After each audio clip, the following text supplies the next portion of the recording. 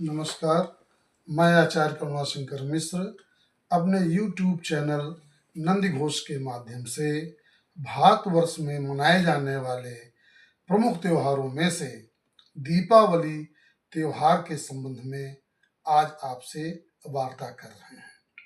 दीपावली त्योहार कार्तिक मास की कृष्ण पक्ष अमावस्या से संबंधित है। यह प्रकाशोत्सव के रूप में मनाया जाता है। ये 5 दिवसीय त्योहार है, उत्सव है। इस उत्सव के मनाने के संदर्भ में कई कहानियां प्रचलित हैं। उनमें से सबसे प्रमुख जो कहानी है वह भगवान राम जब 14 वर्ष के वनवास के बाद रावण का संहार करने के बाद वापस पुष्पक यान से अयोध्या आए थे, तब उनके आने की खुशी में पूरे अयोध्या के निवासियों ने बहुत ही हर्षोल्लास से घी के दीपक जला करके अपनी प्रसन्नता, अपनी खुशी प्रकट की थी। यह कहानी हम सभी आमजनों में प्रचलित है।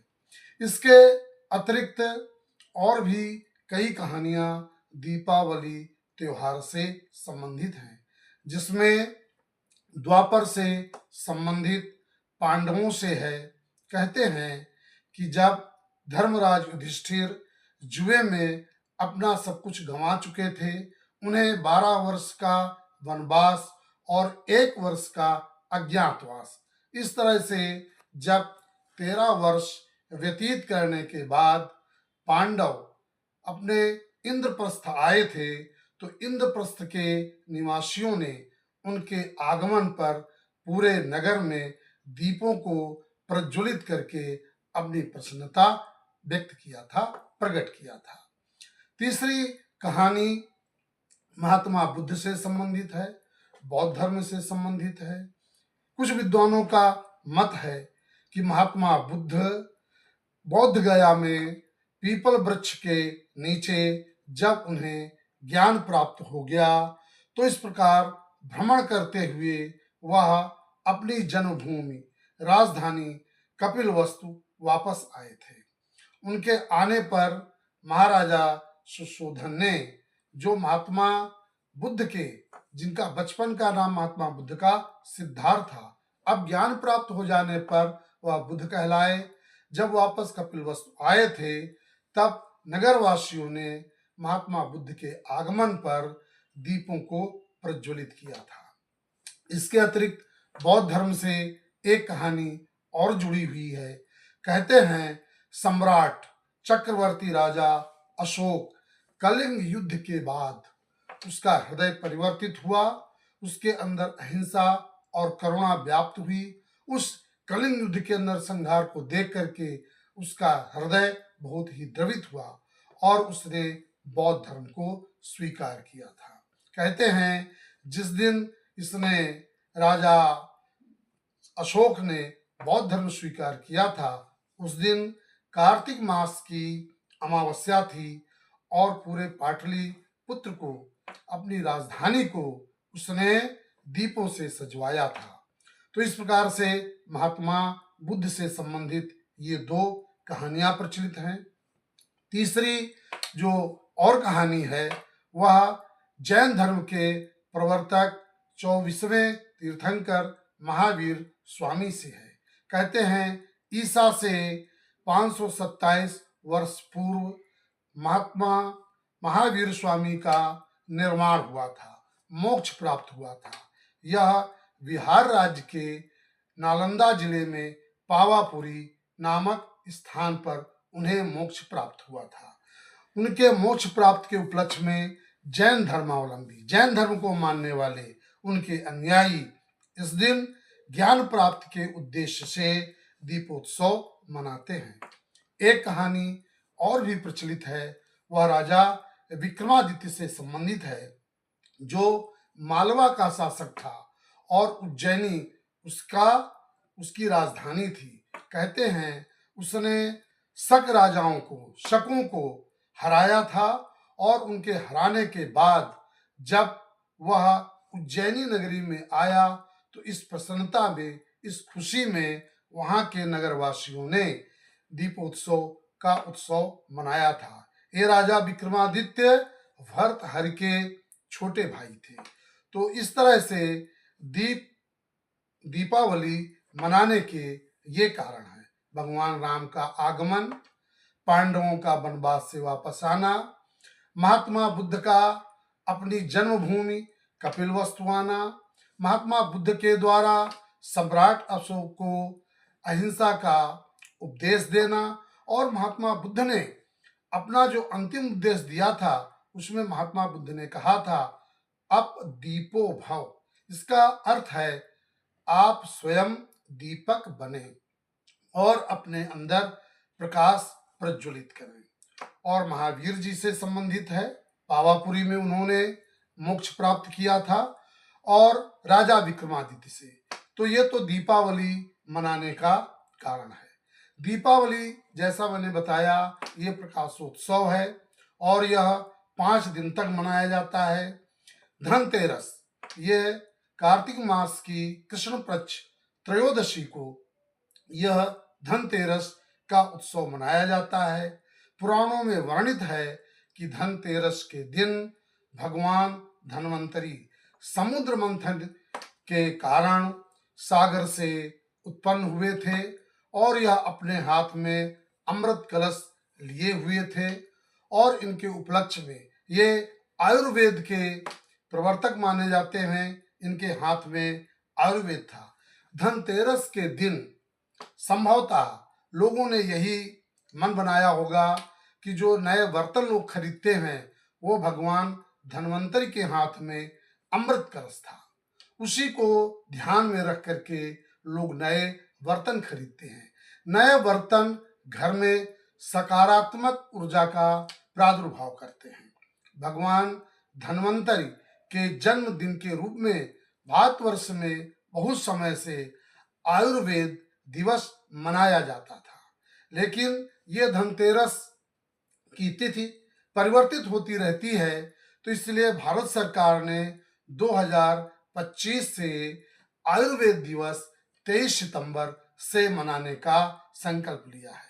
23 सितंबर वह तिथि है जिस दिन दिन रात बराबर होते हैं, और ये औषधि गुणों के लिए बहुत ही लाभप्रद है।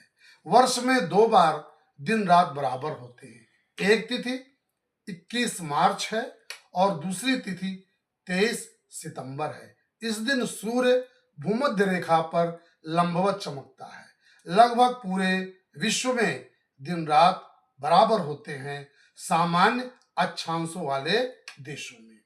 तो इस तरह से धनतेरस मनाया जाता है। धनतेरस के दिन घरों में माताएं और बहनें घी का दीपक जलाती हैं और इससे भगवान धन्वंतरी की आराधना करती हैं, और घर में जो है सकारात्मक ऊर्जा का प्रवेश हो। लोग नए बर्तन खरीदते हैं, मुख्य रूप से जो है तांबे के बर्तन हो, सोने चांदी के बर्तन हो, पीतल के बर्तन हो, स्टील के बर्तन हो। यह परंपरा सदियों से चली आ रही है और इसे भारत का जो सनातनी हिंदू है बड़े श्रद्धा और भाव से मनाता है। अगला जो दिन होता है वह छोटी दीपावली, नरक चतुर्दशी कहते हैं। इस दिन का भी एक अपना विशेष महत्व है। आपको बता दें, इससे संबंधित 3 बातें मुख्य रूप से आती हैं। दक्षिण भारत में हनुमान जी का जन्मदिन इसी नरक चतुर्दशी के दिन मनाया जाता है। उत्तर भारत में चैत्र मास पूर्णिमा को हनुमान दिवस, प्राकट्योत्सव दिवस मनाया जाता है, लेकिन दक्षिण भारत में हनुमान जन्म दिवस यह कार्तिक मास की कृष्ण पक्ष चतुर्दशी को मनाया जाता है। एक कारण यह है, और दूसरा कारण जो बहुत ही प्रसिद्ध है जिसे नरक चतुर्दशी कहते हैं द्वापर में एक बहुत ही असुर राजा था जिसका नाम नरकासुर था। यह भूदेवी और भगवान वराह का पुत्र था। इसकी राजधानी कामरूप, जिसे वर्तमान समय में असम कहते हैं, इसकी राजधानी प्राग ज्योतिषपुर थी और जिसे आज हम लोग दिसपुर के नाम से जानते हैं। इसका जन्म हुआ था, लेकिन इसके अंदर आसुरी प्रवृत्तियां बहुत आ गई थी। इसको ये वरदान प्राप्त था, जब इसकी माँ इसका वध करेगी तभी इसका वध होगा। इसने 16,000 राजकन्याओं को अपने कारागार में बंदी बना लिया था। भगवान श्री कृष्ण उन 16,000 स्त्रियों को मुक्त कराया था और इसका वध सत्यभामा के द्वारा कराया था, जो भगवान श्री कृष्ण की पटरानी थी। सत्यभामा कहते हैं माँ पृथ्वी भूदेवी का अवतार थी और इसी कारण से युद्ध में सत्यभामा ने इस भौमासुर, जो अपने आसुरी प्रवृत्ति के कारण नरकासुर कहलाया, उसका वध किया था। इसका प्रसिद्ध पुत्र था भगदत्त, जो महाभारत युद्ध में अर्जुन के हाथों उसका संहार किया गया था। नरक चतुर्दशी का एक नाम रूप चतुर्दशी भी कहा जाता है।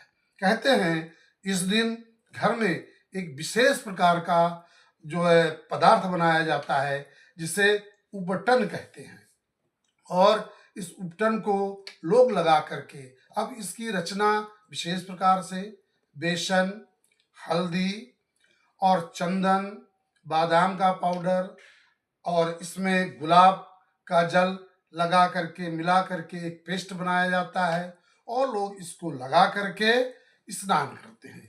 इसको लगाने के बाद उसको मल करके दूर करते हैं और फिर स्नान करते हैं।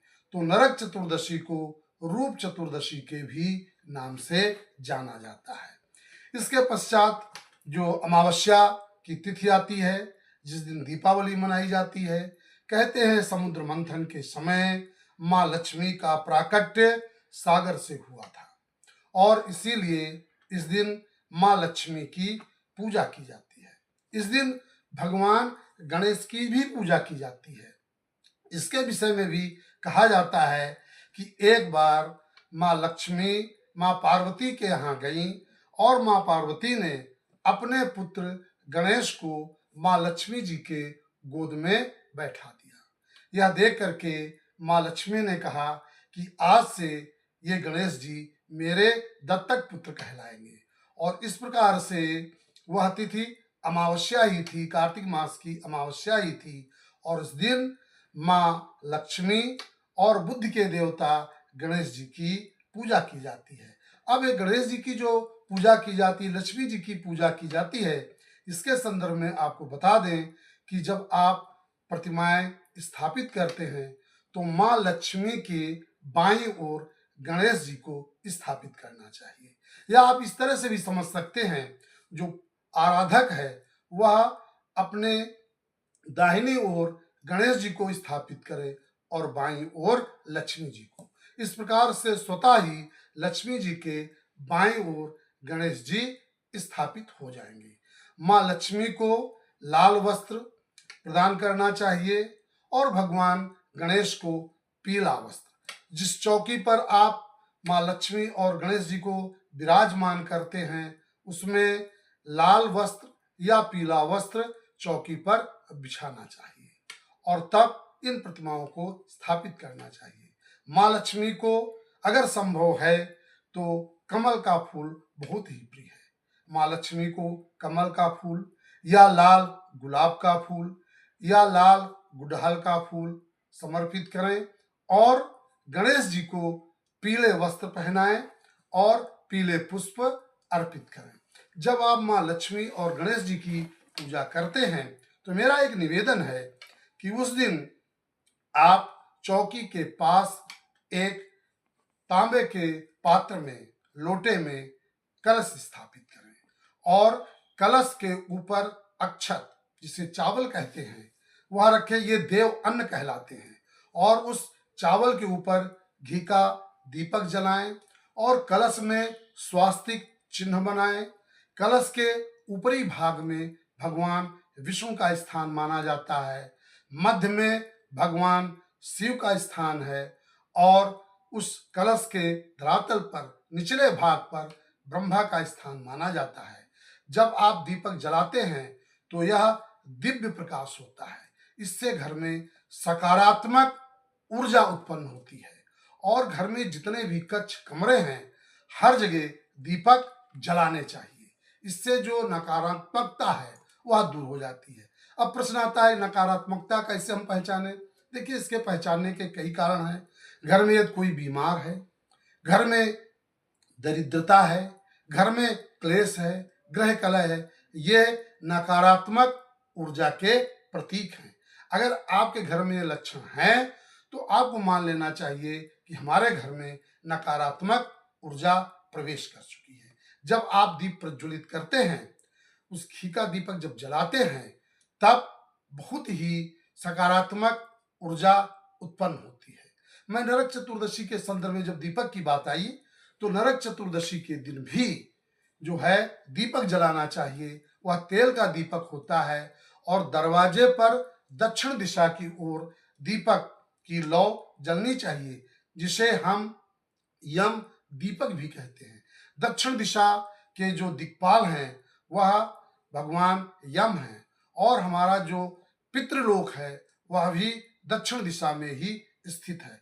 तो नरक चतुर्दशी के दिन सरसों के तेल का दीपक मुख्य द्वार के दक्षिण दिशा की ओर ये दीपक जलाना चाहिए, जिसे यम दीपक के नाम से जानते हैं। और दीपावली के ही दिन आप अपने प्रवेश द्वार पर स्वास्तिक चिन्ह बनाएं और उसका पूजन करें। इससे सकारात्मक ऊर्जा आएगी और नकारात्मक ऊर्जा का विसर्जन हो जाएगा, नकारात्मक ऊर्जा निस्तेज हो जाएगी। यहाँ तक भी मत प्रचलित है कि दीपावली के दिन माँ लक्ष्मी और गणेश जी के सामने रात भर दीपक जलाना चाहिए। उस प्रकाश में माँ लक्ष्मी घर में प्रवेश करती है। और जो मैंने स्वास्तिक चिन्ह की बात किया है आपसे, इसमें भी जो कहा जाता है कि जो सकारात्मक ऊर्जा आती है। और ये जो नरक चतुर्दशी है, इस दिन एक कहानी और भी प्रचलित है। भगवान कृष्ण ने उस नरकासुर का वध किया था और 16,000 जो कन्याओं का राजकन्याओं को अपने द्वारिका भेजा था और इस तरह से यह दीपावली का त्योहार मनाया जाता है। इसके चौथे दिन अन्नकूट, जिसे गोवर्धन पूजा कहते हैं, इसका भी पूजन घरों में किया जाता है। इसकी भी एक कहानी है। कहते हैं भगवान श्री कृष्ण ने ये समझ लिया कि देवराज इंद्र के अंदर बहुत अधिक घमंड है। उन्होंने ब्रजवासियों से कहा कि आप इंद्रदेव की पूजा ना करें, बल्कि इसके स्थान पर गिरिराज गोवर्धन की पूजा करें। और सभी ब्रजवासियों ने भगवान श्री कृष्ण की बात को मान करके इंद्र की पूजा ना करके गोवर्धन की पूजा किया। इससे देवराज इंद्र रुष्ट हो गए और उन्होंने ब्रजमंडल पर 7 दिन घनघोर वर्षा किया था और अपने प्रलयकालीन जो बादल हैं उनको ब्रजमंडल में भेजा था। ये जो प्रलयकालीन बादल थे, प्रलय काल में वर्षा करते हैं, इनके नाम हैं संवर्तक, आवर्तक, पुष्कर और आग्नेय। इनको आदेश दिया था। तब भगवान श्री कृष्ण ने अपने ब्रजमंडल के लोगों को बचाने के लिए, गौओं की रक्षा करने के लिए गोवर्धन पर्वत को अपने बाएं हाथ की सबसे छोटी उंगली कनिष्ठिका पर उस गोवर्धन को धारण किया था। इसके विषय में भी एक काल्पनिक वार्तालाप है। कहते हैं जब भगवान श्री कृष्ण गोवर्धन पर्वत को उठा रहे थे तो पांचों उंगलियों ने आपस में जो काल्पनिक वार्ता किया वह कुछ इस प्रकार है। अंगुष्ठ ने कहा कि मैं इन पांचों में नर हूं, मैं ही श्रेष्ठ हूं, तो इसलिए गोवर्धन पर्वत को मेरे अंगूठे पर भगवान धारण करेंगे। तर्जनी ने कहा कि नहीं, मैं बुद्धिमान हूं, लोगों को चुप कराना, लोगों को रास्ता दिखाना मेरा ही कार्य है, इसलिए भगवान मेरी इस तर्जनी पर ही गोवर्धन पर्वत को धारण करेंगे। मध्यमा ने कहा कि मैं सबसे बड़ी हूं, भगवान कृष्ण हमारी उंगली पर पर्वत को धारण करेंगे। और अनामिका ने कहा कि पूजा पाठ में हमारा ही उपयोग होता है, हम सबसे पवित्र हैं, इसलिए गोवर्धन पर्वत को भगवान श्री कृष्ण हमारी उंगली पर धारण करेंगे। इस कनिष्ठिका ने कहा कि मैं तो बहुत ही असहाय हूँ, मैं तो सबकी केवल सहायता करती हूँ।